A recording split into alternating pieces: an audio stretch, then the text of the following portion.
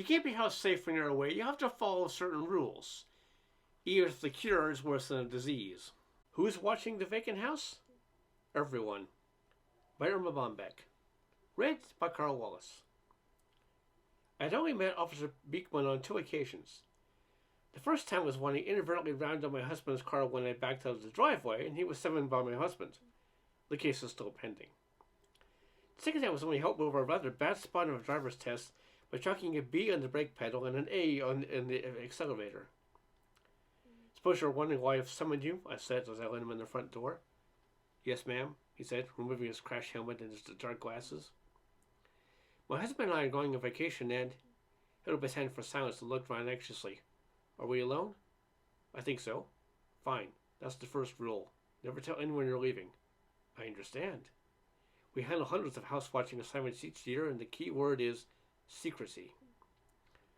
Don't people become sort of suspicious when they see a police cruiser in front of the house every night? I don't park in front of the house, he explained. I just sort of cruise by and give it this. His head jerked like he was having a neck spasm. Now the second key word is lived in. Make a potential burglar believe you're home by leaving a light on or radio playing. If you tell me where you're going, you'll be back, and give me a number when you can be reached, we'll take care of everything. That's wonderful, I said, seeing to the door. As I come to the car, I shouted, See you in 2 weeks. He touched his fingers to his lips and said, Remember, secrecy is the key word. Helen was the first one over after he pulled away. Why was the police cruiser in your driveway? Shh, I said, looking around. We're all going to Yuck Village for 2 weeks, and Officer Beckman's going to watch our house to see that no one steals it. Don't tell anyone. He said the key word is secrecy. For a change, my husband agreed. This is the smartest thing you've ever done, he said. Who are you calling? Officer Beekman's second suggestion was that the house looked lived in. I'm calling Margaret to tell her we're leaving so she can come in every night and turn on a different light. Then I have to call the paper boys and the dry cleaner and the postman. What about discontinuing the milkman? Discontinue the milkman? Why don't you just stand in front of the house in your underwear and hold up a sign reading, Come in and browse? Thieves follow milkmen like flies follow a garbage truck. Let me handle this. I'll just have him deliver 4 carts every day like he's always done. Won't the crooks look suspicious when he drinks all 4 quarts and takes the empties back to his truck? He'll just rattle a few bottles and pretend he's delivering. Now, what was I? Oh, yes. I have to tell Mike we're leaving so he can come over and cut the grass, and Mark so he can put garbage in our cans and put it on the curb on garbage day. I don't believe this, said my husband. You believe Mabel Martin, wouldn't you? She and Dave were going to Disneyland for a few days. She dressed up her sewing form in a pantsuit and a wig and popped it against the mantel with a drink in his hand. Her house was robbed the next morning.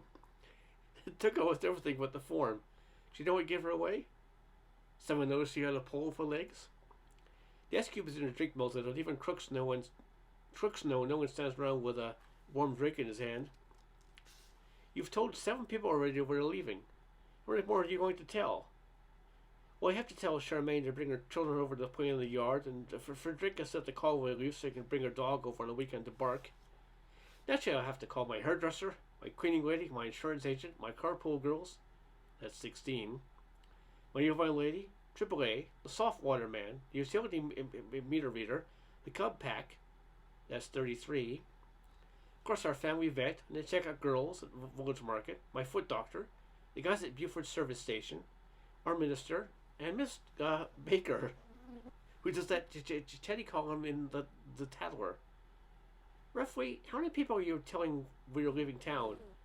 About 683. Why don't you just take an ad in the New York Times? Glad you reminded me. Grace said a great way to get phone calls for your gun is to put an ad in the paper selling a toaster or something. Or you might even let a dozen insurance agents think you're in need of a good liability policy. There's nothing like a ringing phone to scare robbers away from an empty house. I think you're overreacting to the entire situation, said my husband. All these elaborate measures to make the house look lived in are insane. If you get any more people running in out here, we'll have to stay home and park cars.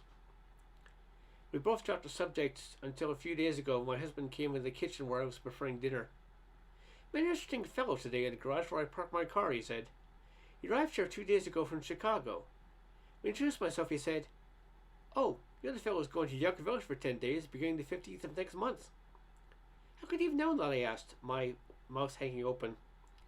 Seems his wife and nephew had a corner removed by a foot doctor who attended the cookout the other night at the home of our meter reader.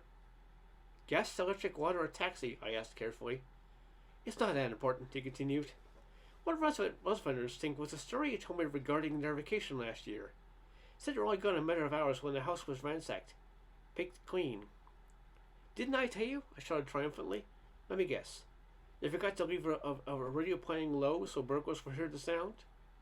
Well, they didn't hire a cat to sit in the window. Oh, I got it. They didn't plan a party in the house when they were gone or leave bicycles lying along the driveway. They did all of those things, my husband said softly. Then what did they forget? I shouted. To lock the front door. Suburban Gems police blotter. Stolen grocery cart spotted. Fire hydrant buried by snow.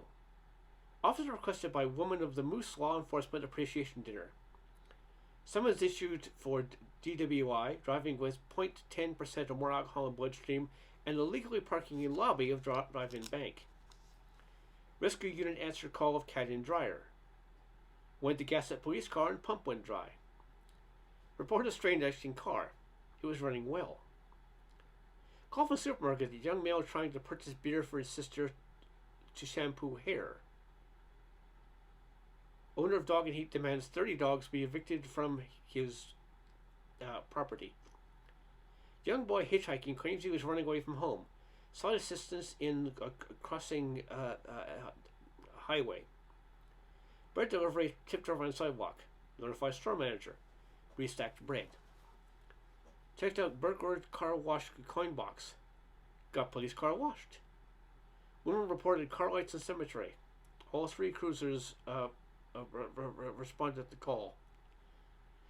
Woman reported large dog from next door deposited a mound the size of Mount Olympus on their lawn each morning. Requests gun permit. Bicycle stolen while changed to bike rack. Supermarket reports bike rack stolen. Restaurant file missing report for 12 steaks and 5 bottles of booze. Possible party in progress. Fire gutted Suburban Gems Library. Loss estimated at $143.95. Principal holding suspected drug user. Suspect revealed pills to beat breath mints. Private citizen complains churchgoers blocking his driveways every Sunday. Warned of legalities in letting air out of tires. Officer called to investigate dirty words scratched on an exit ramp freeway sign. Sign out of jurisdiction. Also misspelled. Officer requested to speak to Rotary Club on crime. It's a jungle out there. Expectant mother requested assistance in getting out of compact car. The end.